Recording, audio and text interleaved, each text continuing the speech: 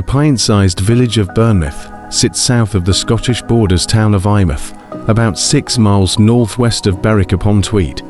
Burnmouth is best known for being the first and last village in Scotland when travelling on the A1.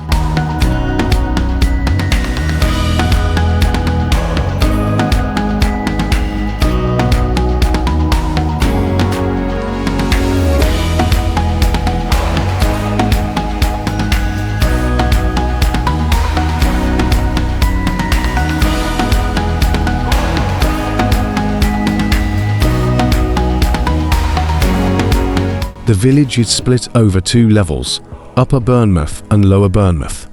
Nestled at the foot of the Berwickshire coast cliffs is Lower Burnmouth. Lower Burnmouth is home to a small but mighty fishing harbour and foreshore.